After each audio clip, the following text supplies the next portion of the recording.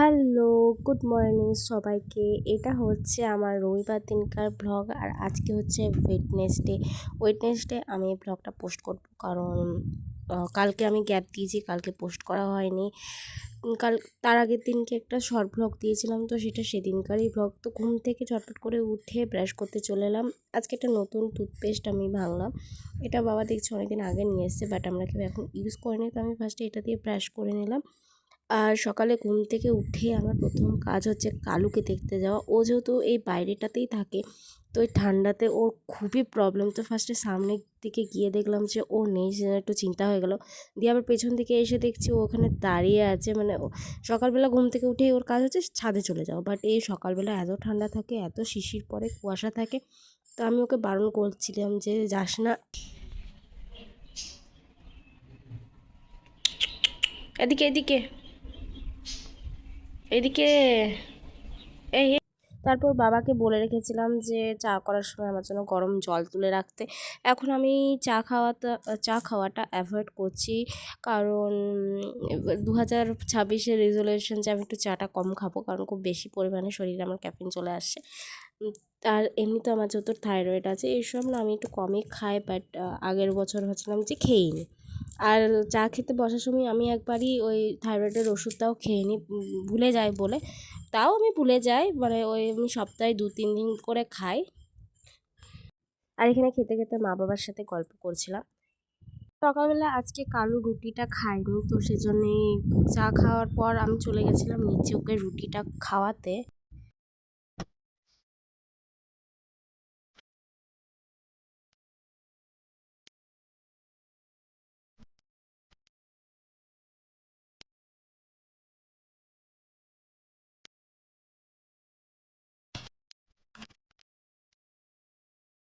কিছু সময়ের মধ্যে ওকে উপরে নিয়ে চলে আসি, কারণ উপরে ছাড়া ও থাকেই না।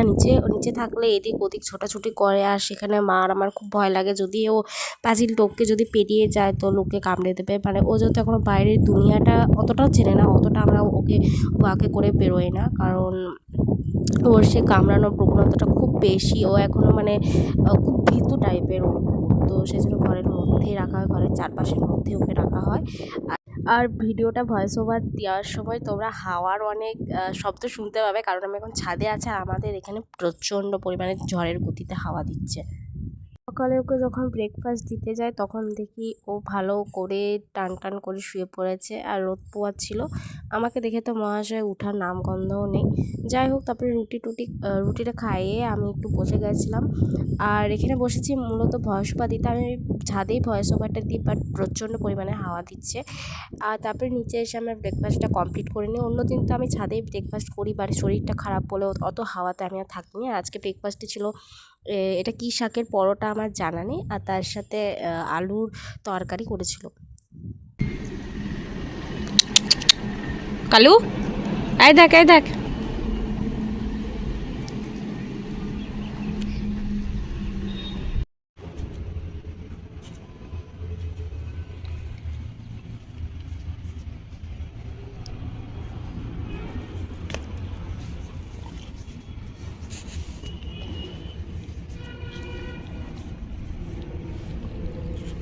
ছাড়।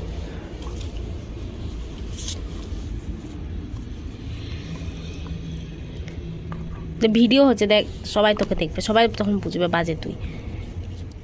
আবার না, ছাড়। লাগে।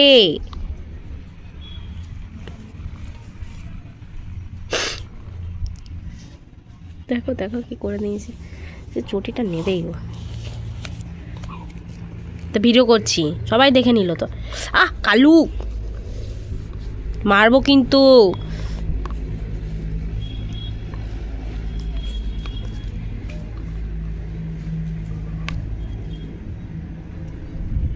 দেখো তো, কালু, দেখছো তো কি করছে। লাগছে। তো ছাদে কালুর সাথে একটু খেলাধুলা করে আমি এখানে নিচে চলে এসেছি। মা ডাকছি। এগুলো হচ্ছে বনকুল মাখা। মা হাঁটতে যায়, সেখান থেকে নিয়ে এসে, আর এগুলো মোটামুটি খেতে অতটা টেস্ট নয়।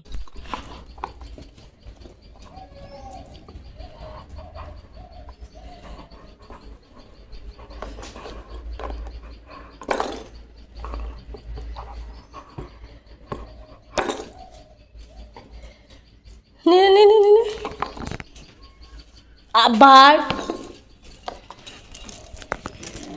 নে নে নে।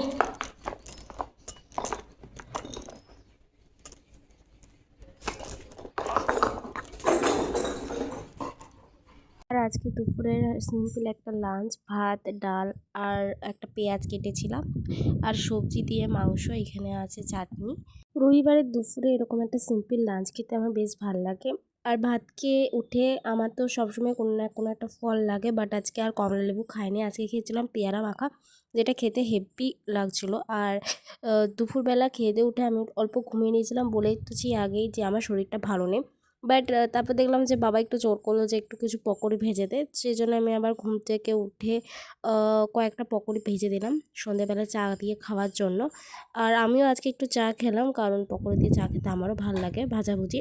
আর যা শীত পড়েছে তাতে এরকম টাইপের ভাজাভুজি, চটর পটর টাইপের, ঝাল ঝাল ঝাল টাইপের কিছু খেতে না খুবই ভালো লাগে।